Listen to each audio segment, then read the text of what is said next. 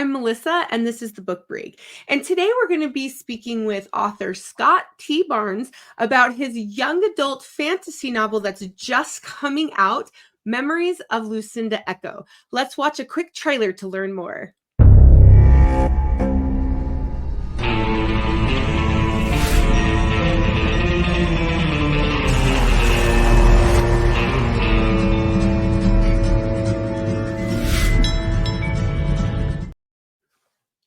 Hi, Scott. Thank you for being with me today. Hey, Melissa. Thanks for having me. Yeah, so I've already read Memories of Lucinda Eco, and I loved it. Now, this is a brand new young adult fantasy novel, and you've got incredible artwork, as you can see up on the screen.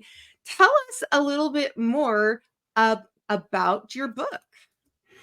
Okay, well, I'll go way back to the beginning. It started as a short story that I submitted at a class I was in, a 6-week residency. It's called the Odyssey Fantasy Writing Workshop, and we had to write a short story every week. But I had allowed myself 24 hours, or more like 12 hours, and I just kind of started writing. And the story came to me, and I realized very quickly it was not a short story. It was part of a novel, but I didn't have time to go back and do anything else. And I turned it in. And of the 6 stories I turned in at that program, this was by far the best received, and everybody absolutely loved the ambiance and the setting and everything. And so I just kind of put it on the back burner for a few years until I decided to revive it through a program at Stanford, actually, believe it or not, because I'm kind of an education fiend. I'm always taking classes. And I ended up working with Lauren Kate of the Fallen series. She became my mentor there. And she went through the entire novel with me and gave me lots of great feedback. So it was a long time coming, but I'm very proud of how it came out. And so, long story short, it's a young adult fantasy with magic and witches set in Baja California. Yeah. So you are from Northern California. What was it that got you interested in Baja California, in that particular area in Mexico? I'm actually from San Diego, Southern California. Oh, San Diego. Yeah. Okay. So that's a good question. I always loved Mexico. My grandpa took us down to within a few miles of where the book takes place every spring break for a number of years as kind of a bonding for the family. Yeah. We actually stayed at this hunting club, which I don't think my grandpa ever went hunting, but they had an old tennis court with weeds growing in the cracks, and some little cabins. And I know there was a place where the parents probably went off and drank. They just disappeared, and we were on our own. So it was great. And then, I got a degree in Spanish. I lived in Mexico City for a year. And we also have, so I grew up on a farm in Julian, not far, from the border. And 2 of our employees have been with us. One of them still works with us for over 40 years.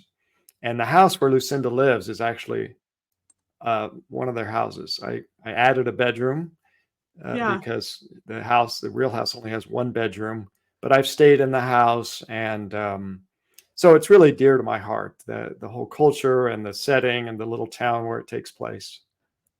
Yeah. Well, and so this book also, like you mentioned earlier, it talks about witchcraft, and it also brings in some other folklore from the area. Tell me how you learned about these things, or how this idea grew into what the story is today. I guess the ambiance went back to that short story I read, and all of that was completely organic. It just came out of my subconscious, and probably a lot of hours spent in the desert, because it feels very kind of dusty and hot and unique.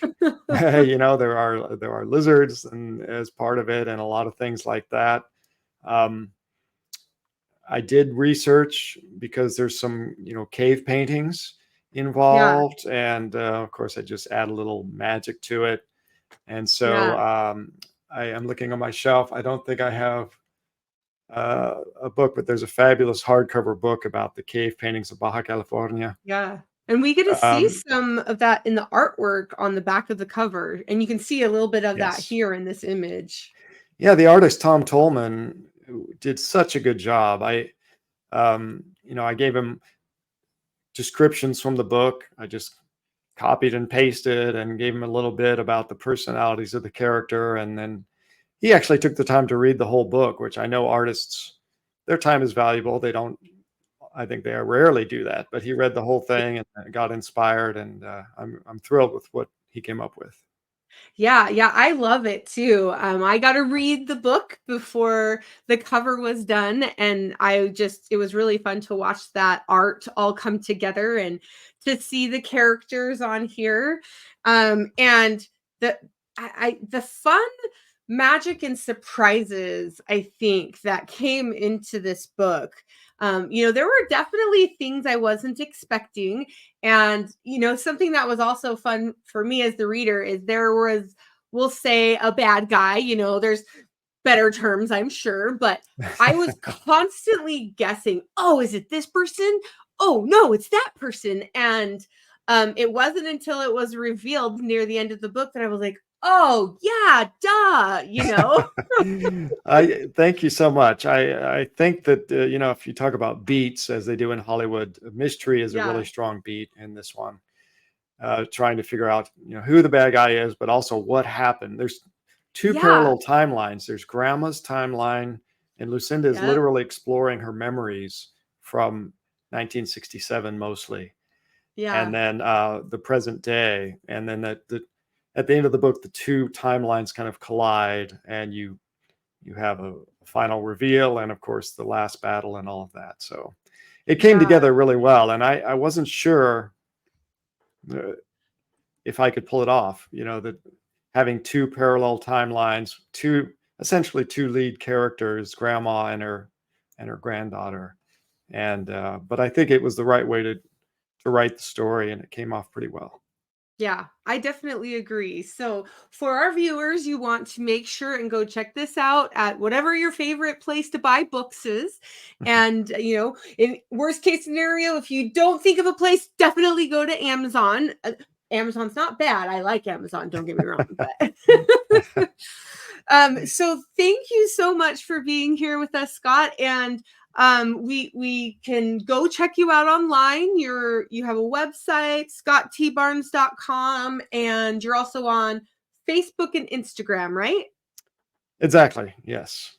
Okay. And I Well, we'll show that at the end of this too. So go check out Scott and Memories of Lucinda Eco. Thanks for being with me, Scott. Thanks so much, Melissa.